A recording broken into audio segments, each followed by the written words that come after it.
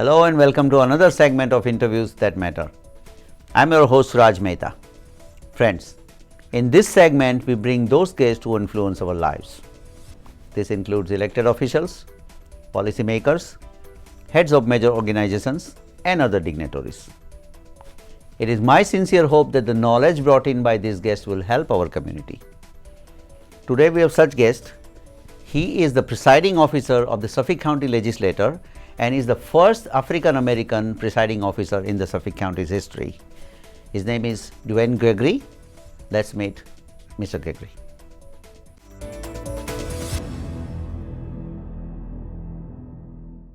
Sir, welcome sir. Thank you so much for coming, taking your time this morning.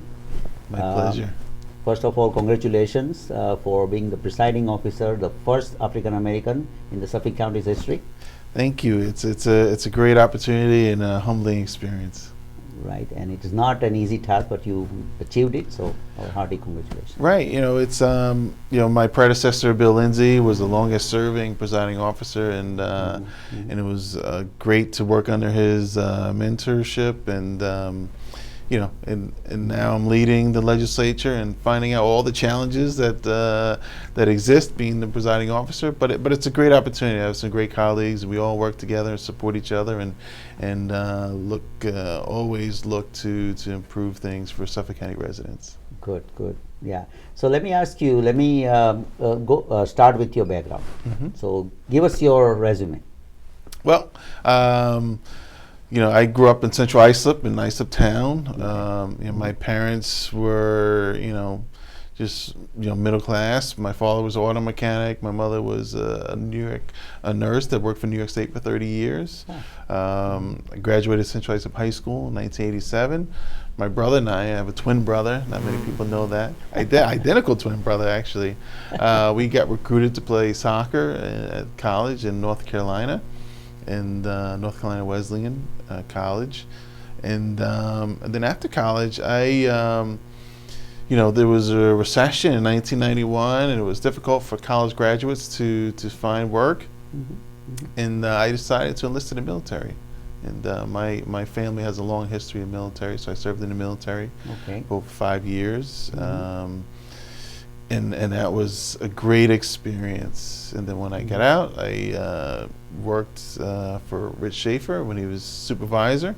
And then Steve Ballone, and then Rich Schaefer came back. But and in 2008, I got elected in a special election for county legislature, and it's been great ever since. So you were twin brothers, so maybe you made the goal and he got applauded. That's how it happens. Well, that's not far from the truth. He played offense and I was defensive player, so he did score more goals than I did. But it was great, And soccer is a great sport. It's a team sport. You learn how to work with each other. It's unlike tennis, which is I love to play tennis as well, where it's an individual sport. But you learn how to, and it really shapes you because you learn how to play with others and how to work towards a common purpose. And I think that's helped me well throughout my life, and particularly at the legislature. Whereas individuals, you want your own specific goals that you want to meet, but you have to work in cohesion with others to accomplish a greater goal. So you put soccer as kind of a... Oh, absolutely.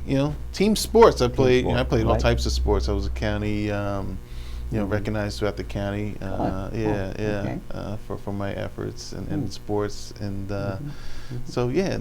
definitely sports and military have had a big impact on my life and how I approach things. Very good, very good. It gives you a different perspective, right? When you see, when you go through something, and gives you a different perspective of life, and you think about what other people would think. Right, absolutely, and. And it's important, that we work together. You see in some places where it's all about the individual and they're not really accomplishing much, but the individual's getting a lot of attention even though they're not getting much done.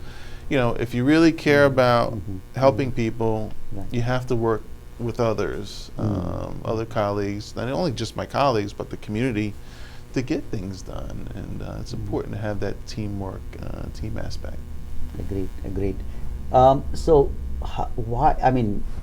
how did you start in politics? What made you do that? Well, again, after graduating college, there was a recession. It wasn't as bad as in 2008, the recession that we saw then, but you know, being a college graduate, having done everything that my family told me to do, go to school, get your education, you'll be okay. Be living the American dream. I did that, and seeing thousands of graduates across the country not able to find work was frustrating. So I wanted to get out and get involved in the community, civically and politically, and help elect people that I thought that would help change the economy, turn it around, and which would in return help create jobs for young people like myself at the time. So it was really for selfish reasons, but I really fell in love with it. I felt empowered as a young person that here I am having an impact on my community. Wow. It's 1991, and I haven't looked back since, and so it's great. It started in 91. Yes, yep. Wow. And Okay. And I guess Rich Schaefer was your mentor. I met Rich Schaefer at that time, yes. Yeah, Right. he was young. I want to say probably 28, 29 at the time. Wow. He was a young guy who, doing great things. He was a county legislator at the time. And very impressive, a lot of energy, very smart. And he had an impact. He had certainly a positive impact because he was someone I looked up to and still look up to. And definitely had an impact on me. See, on top of like all these things that you mentioned, he's a nice person. Yep.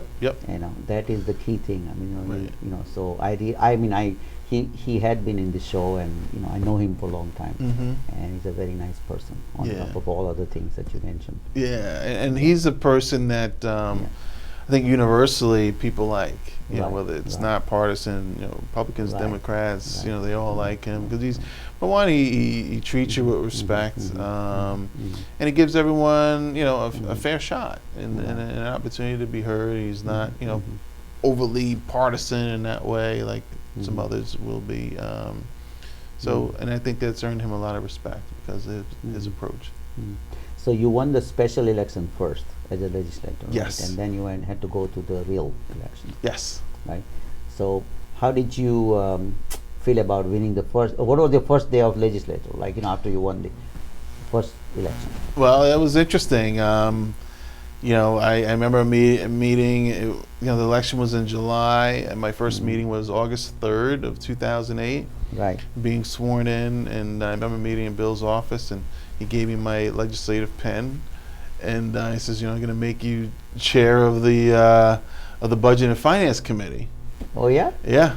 And he says, by the way, we have a $120 million budget deficit. Like, oh, okay. No small task. Just But- write a check. Yeah, I wish. But so Bill's been great to me ever since the beginning, and Okay. so I loved working with him. He's a great person and someone that I always reflect upon our experiences together, and I keep in my thoughts very often. A special person, another person that was beloved by many people, regardless of party affiliation. He treated people fairly, and Okay. people respond to that. So, August of 2008, and then my re-election the next year in November 2009. I think what's been worked for me is getting out in the community. People certainly know that I'm there. I'm accessible. Our office is responsive to their needs, and it's worked. We've helped hundreds, if not thousands, of people over the years, and you have an impact. From keeping them in their homes or helping them, find a job or getting food for them. I mean, a lot of people have, in dire straits, and they come to our offices to seek help and assistance. Well, one thing I tell you, I am the witness of your work because I do get your emails regularly about the events and the community events that you always organize for healthcare and for all kind of issues with the affects the community. So I get email all the time. So thank you for that. Okay. And so I do I am the witness for that. Your Yeah. work, your Thanks. office is working. Your work. Yeah, we certainly try to be a conduit of information provide for people, because you never know what any individual may need or not Right. need that Right, hasn't right. reached out to our office. Right. So we're always trying to provide information out there. Very nice. Yeah. Congratulations. For that. Thank you. So let me ask you this, like obviously the first day you said $120 million deficit, and that is a challenge. Yes. That was a challenge for you, and obviously, you were a new person there.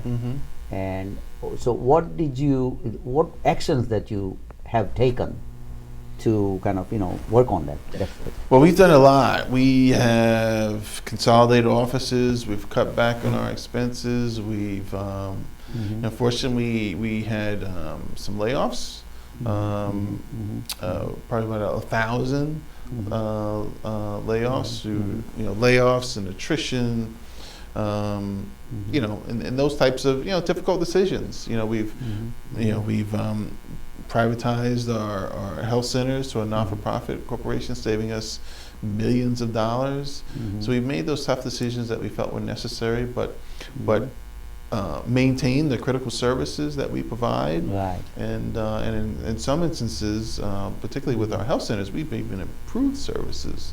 Because with the transfer to the not-for-profit, we now our patients and our constituents are getting mental health services that they didn't get. They're getting dental care that they didn't get. So we've expanded services while privatizing now, which is great. And it's been a great experience, and so pleased that that our constituents are getting a more enhanced level of service and quality as well. It's great. Yeah. So we've made those decisions, and it's tough. It's tough, and as you know, the national economy went down in 2008. Right. And it particularly affects us at the county level because we have a $2.7 billion budget, but the majority of our revenue, unlike the municipalities and villages, where their majority of their revenue comes from property tax, our majority of revenue comes from sales tax. Oh, okay. So at a $2.7 billion, we get approximately $49 million from property tax, but we get $1.6 billion On sales tax? from sales tax. Yes. Wow, that's a big. Absolutely. So during the economy, the downturn, people are conservative money. They were losing their jobs. They were, they couldn't find full-time jobs. They were getting part-time jobs. So their disposable income was lessened. So they're not out spending as much. So we lost probably over $100 million in just sales tax alone. Oh. So it's been particularly tough, and some of the, I know it's criticized. Some of the federal stuff. The ARROW fundings and things of that nature, but that helped us, maintain our infrastructure and create local jobs, construction jobs and other things. We're things are getting better, but we're certainly not out of the woods yet. But they're getting better. They're getting better. Right? Yeah. Because the national economy is getting better. Right. So it's a cycle basically. Right? So cycle is going now upwards. So hopefully everybody will be happy soon. Right. Right. Yeah. Housing's improving. We have a large inventory, but there are more people out looking to buy homes. So that's always a good sign. That's that people are looking. They feel confident enough that they're gonna have their job, and they're looking to stick around Long Island long enough to purchase a home, because that's a concern that we face as well. There's been studies that have shown that upwards of 40% of our young people, 18 to 34-year-olds, are looking to leave Long Island within the next 5 years, and that's a concern that from a municipal perspective, as well as I would think a business perspective. It's difficult to attract businesses or even retain business if you have an aging workforce and young people or younger generation are leaving. No, I agree. Yeah, Well, I think the basic reason for us is what, taxes, right?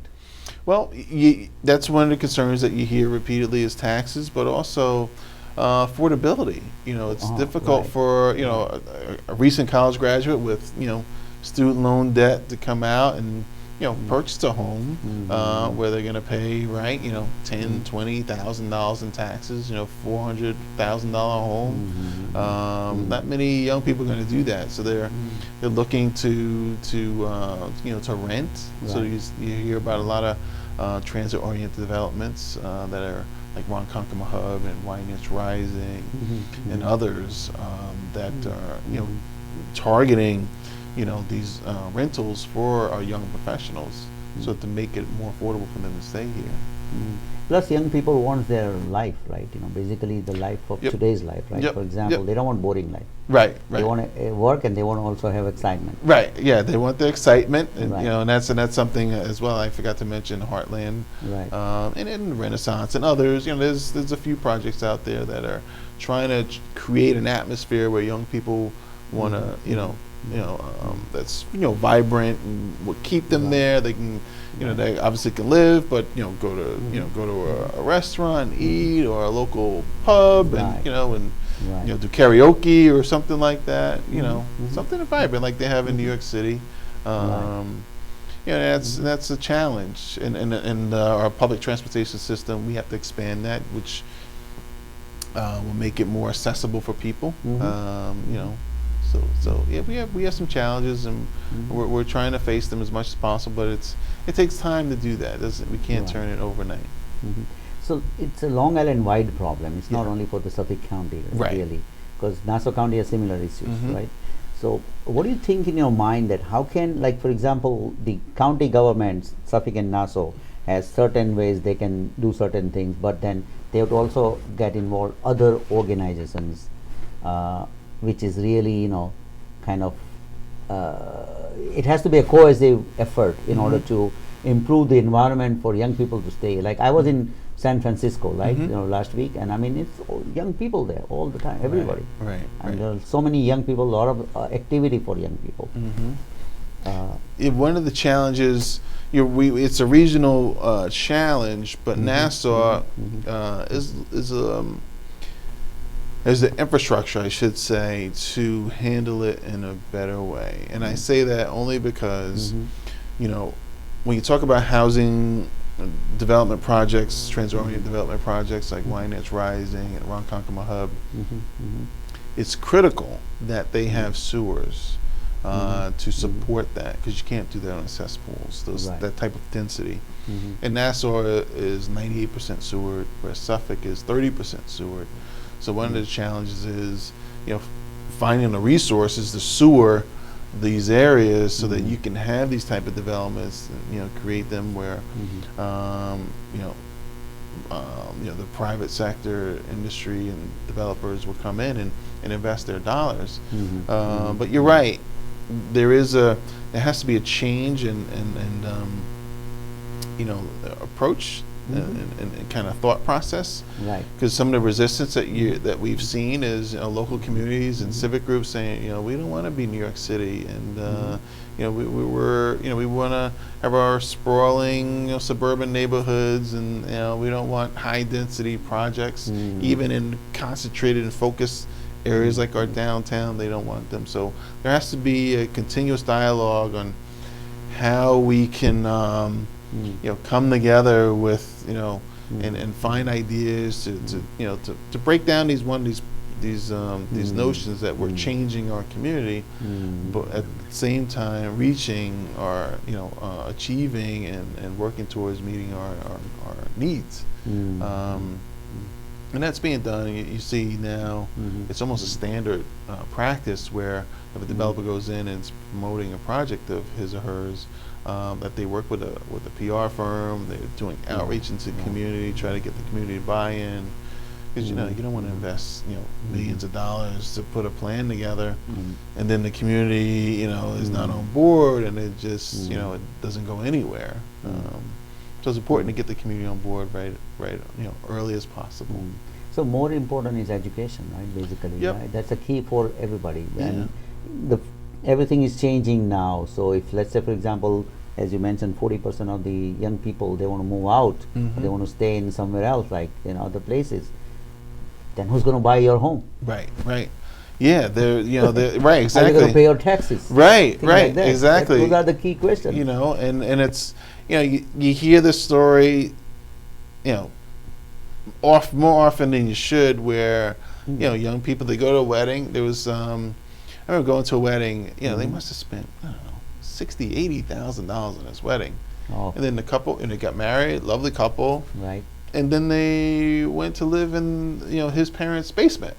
They didn't have money to buy a home or to go on their own, and you hear that so often, and it's it's because they even if you buy the home, even if they use that money to put a down payment towards a house, the young people can't afford the $10,000 or what it is in property taxes. Exactly. Right, So right.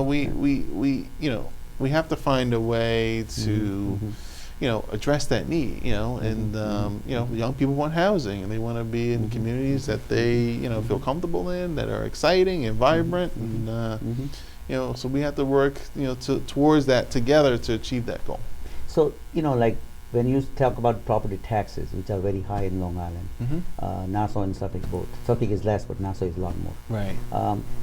And out of property taxes, like 80% goes to the schools, Right. approximately. Right. 80%. And out of 80% school tax, if you look at the budget, 70 or 75, greater than 70% are fixed costs. Which is the pensions and healthcare for retirees, this and that, and plus the salaries and everything, right? So I guess governor is trying to create a plan for capping those pensions, because how far you can go now, how much you can afford, keep on adding those expenses Right. I mean, towards the community. Right. We have a community. I feel we have a community obligation to support our public school system. It's a great system. Exactly. And everyone, I think most people agree with that. The challenge is, particularly as a senior, as a retiree, Right. Meeting that obligation. How do you do that? Right. And I hear it far too often where a senior is on fixed income. They don't have any children, or grandchildren, any children relation in the school district, yet they're paying $7,000 a year for the school. Right. Which they understand that's important, that their children and their family got supported by people whose children weren't in the system, and now they're doing that. But it's becoming more and more difficult to do that. It's one of the things I would like to see, and and you and I talked about this, my recent announcement to Congress. Right. One of the things I campaign on is as a senior, I want to propose a bill that would give you a tax credit, on your school taxes. We could tier it, cap it at a certain level, because recognizing that you make that commitment, but yet the federal government recognizes that you made that commitment, and based on your income, you'll get a tax credit.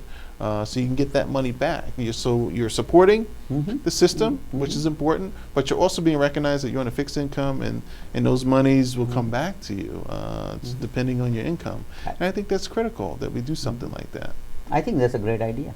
Yeah. Because if someone doesn't have any kids going to school, they're still committed to something, but not like that level. Right. I mean, you There's can't some have, level. Right. You can't have our senior population just totally abandon support for the system, but recognizing that there is an obligation, a commitment that we all have towards our public school system, but recognizing your particular predicament as a person on fixed income, that you should be able to get a credit for that, for your efforts and your commitment to public schools. Let's talk about your legislator job. What are the challenges that you mostly face? I mean, I know there's so many legislators. The job of the legislator is to pass the legislation, right? So what are the challenges in this job right now? Well, the biggest challenge that I've experienced is the budget. It's literally since my whole time in the legislature, we've been under this fiscal cloud, from the 2008 financial crisis. So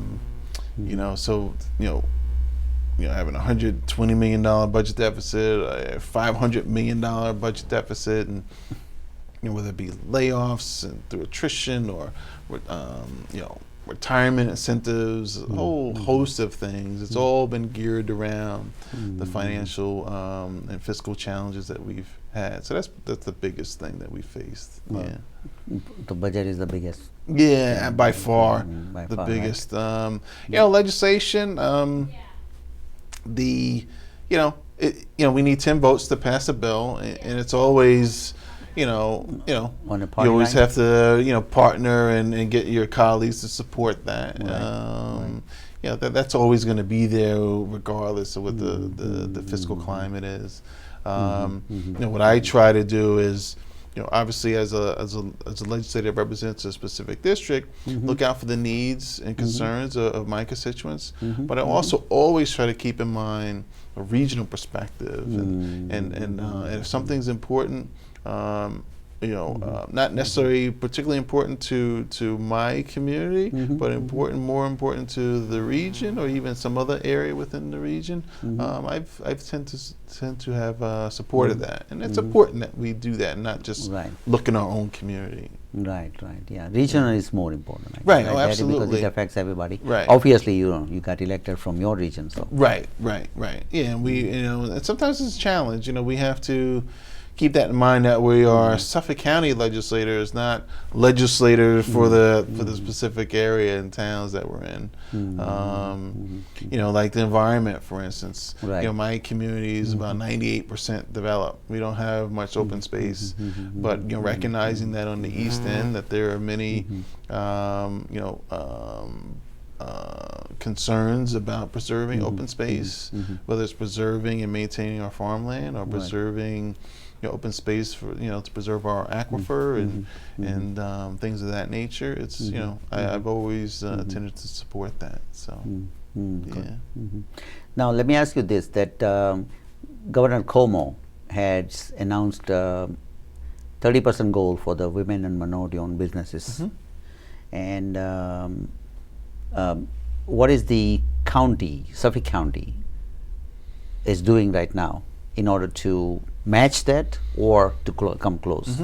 The governor has come out with a goal, a target to, as you stated, to have 30% minority participation in government contracts. Right. And I think it's an excellent goal.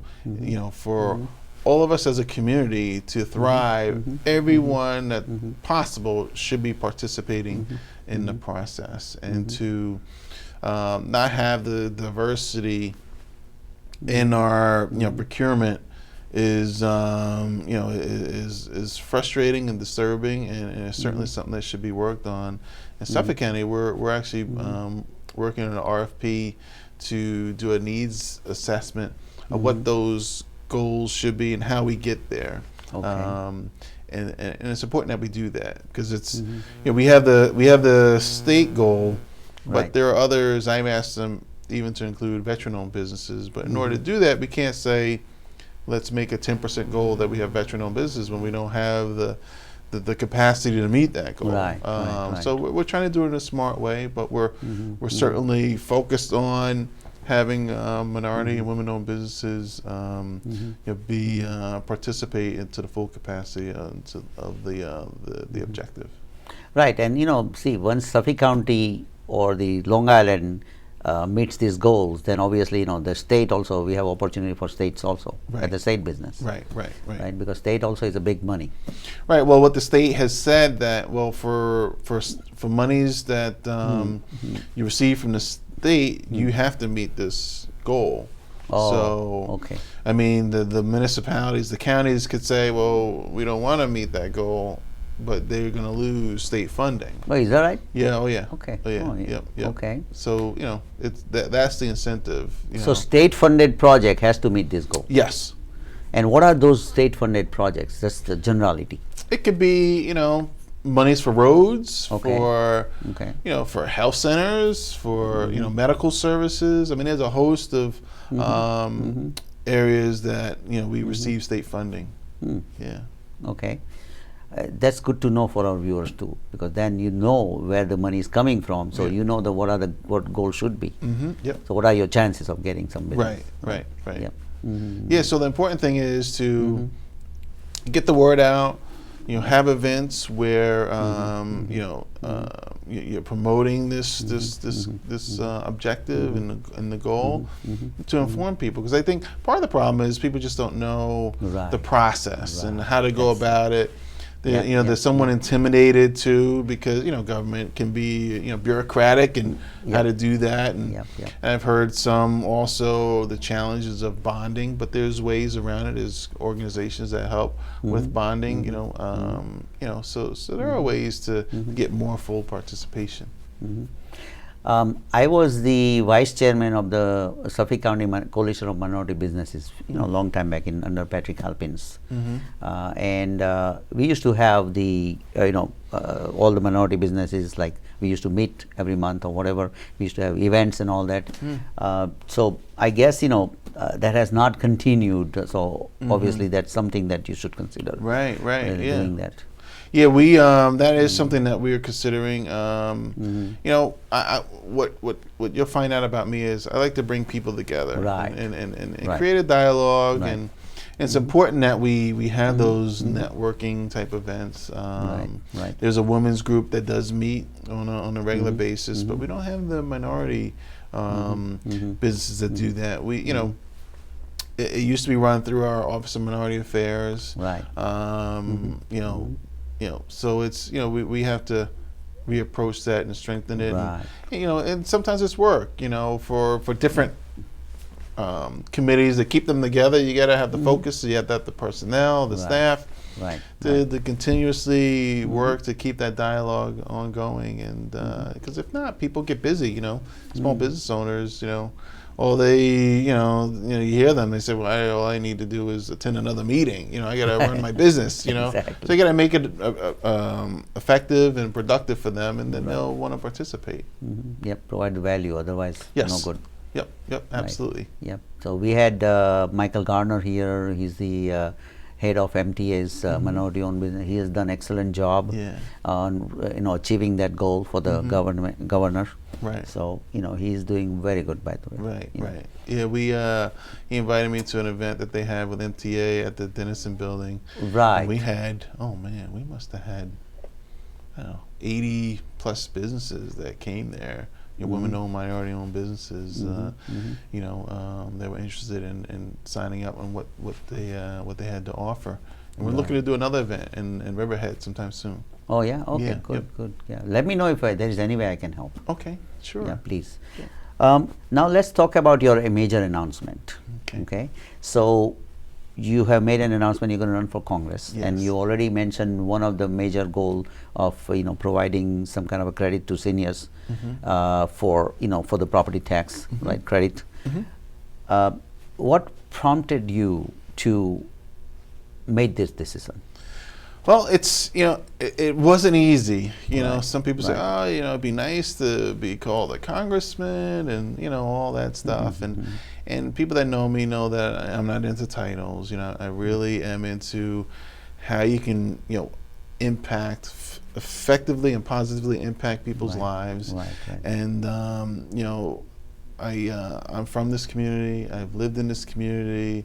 I know what the community needs are. I've served them as a county legislator, and I don't see our needs being met, whether locally or even in Washington. And it was a difficult decision to leave a body in a job that I really, really enjoy doing, to enter the fray, if you will, of Washington, where all you see is infighting and dysfunction, and with a 9% approval rating from the country, it's like there's really no love for them and what they do there. But I do believe, I have confidence and I have faith that we can change the Congress that we have. We can make them more effective and break up the dysfunction and get them focused on the things that matter to people. And in order to do that, we have to change the people that we send to Congress. And I think I can go there and be effective and change the dynamic that we all too often witness. When is the election? It's November 2016. Okay, so next year, right? So you still have like year and a half at least. Yes, and we're committed. We're serious about this, and that's why we're starting early. It's it's a huge undertaking. It's not something that you can do in a matter of months. It's we have to look at this. I mean, some were saying that I made my announcement too late. there's some that have announced the day after the last election. Oh, Yeah. There are Interesting. people across the country that Wow. have made their announcements, November and December of last year. Wow. This seat has changed. The demographics have changed. It used to be 70% Nassau district. Now it's 70% Suffolk district. Mr. King in this district, he's one of 4 congressmen, Republicans, that are in a district that are deemed to be competitive, if not should be a Democratic district by the numbers. President Obama has won the district twice. Every Democrat that has run, whether it's Schumer or any statewide office, Hillary Clinton, they've all gotten 52% or greater. Hillary Clinton got 59%. The only people that have done less is people who run against King because he's never really had a challenge. People that were severely underfunded. Right. There was a woman that ran in 2012. She raised $1,500. She got 47% of the vote in Suffolk. Wow. Which is 70% of the district. Wow. He had $800,000 he raised. Not a lot of people know that. They know the name, they don't know the numbers. Right. And the numbers are against them. Yeah. There were 145,000 Democrats, registered Democrats then, 155,000 registered Republicans. There are 160,000 Democrats now to 157,000 Republicans. So the Democrats have increased dramatically. Right. It's a Democratic district now. Right. So we just have to raise the resources to get our message out. And we believe that his record is out of line with the district. I mean, he's voted to, you talk about seniors, he's voted to make Medicare a voucher system, to privatize Social Security, to raise taxes on seniors and working families while giving, tax breaks to the well-off and well-to-do, and this is a middle-class district, and that doesn't bode well for them. So we need someone that's going to represent them in their interests. Yeah, and the key is really, like as you mentioned, the money. Money is also very key to raise the money. Right. Yeah, because 800,000 versus what you have to. Right. That's a challenge for you. Right. Oh yeah. For any challenger, it's a challenge to raise the resource that you need. So we're reaching out to anyone and everyone, and the community is fully excited. I've been around just in the past week, out and around in the community. They're excited. They know me, and they know that I'm going to work hard, and I represent their interests, and they see me, so I'm accessible. We've helped, like I said, before, hundreds, if not thousands of people, and that has an impact. There's many times I walk into, the supermarket, I'm shopping, I'm trying to be discreet and quiet, and I get approached that, your office or me personally, help them or a family member, with a constituent issue, and people talk about that, and it gets out there, and we've worked hard to help change people's lives in a positive way. That's really the satisfaction you get, right? Yes. I mean, obviously, that's a really great thing. Yeah. To hear when somebody approaches you and say, "Oh, thank you." Right, absolutely, because you don't hear it enough. You don't. You hear the people that are disappointed and upset, but you don't hear the positive Exactly. stuff. I know. Yeah. Disappointment spreads faster. Yeah, exactly. That's human nature. Yeah, unfortunately. Yeah. So, what are the most challenges that your office receives, really, from the constituents? Well, we represent. It's an interesting district. Okay. We have. I represent Wyandotte, which is one of the most economically distressed communities in all of Long Island.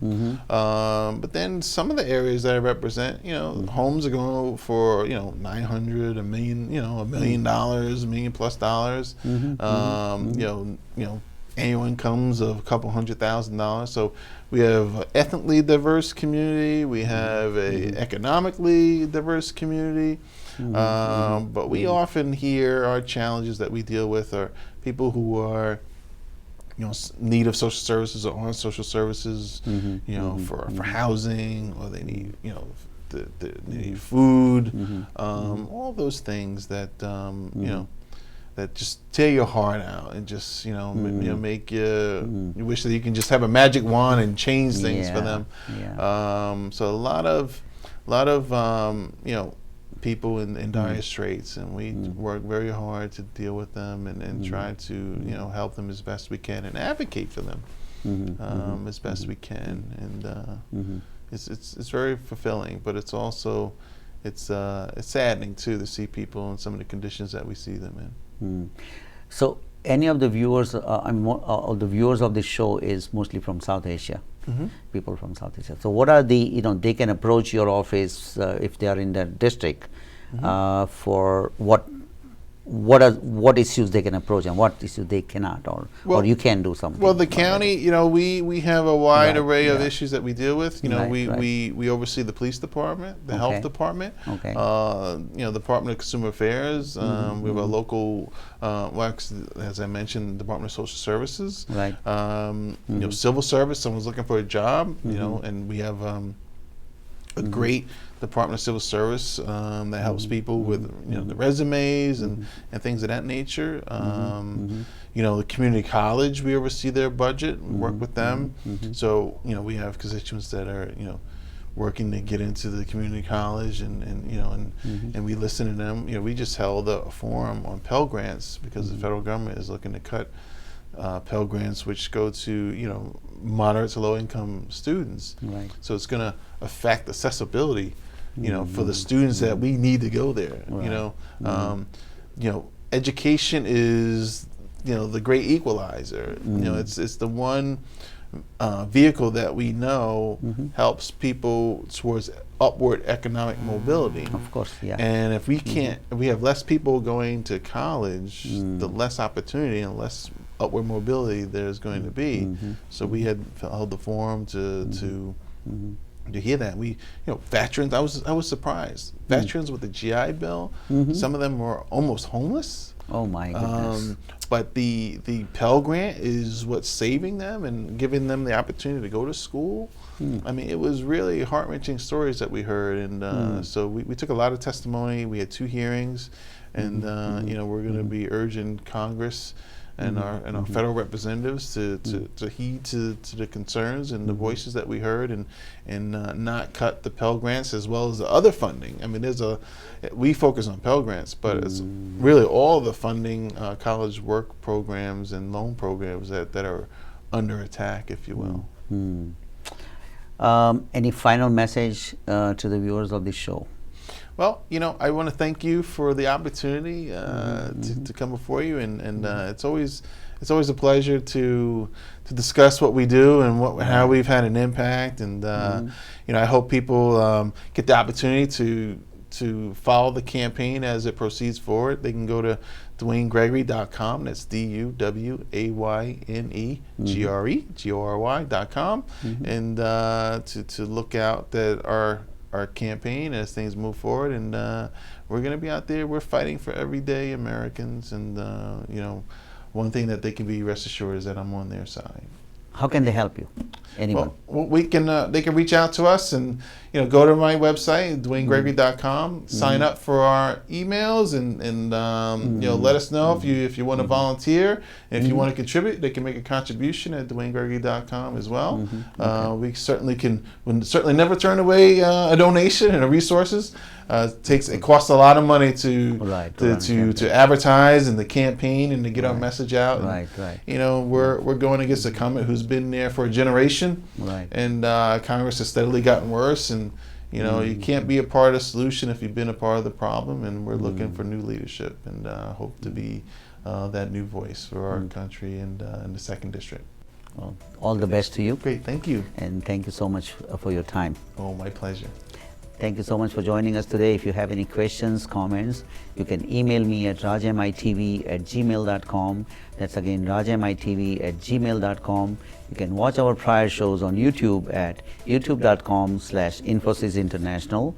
That's again youtube.com/Infosys International. Until next time, have a great week. Thanks so much.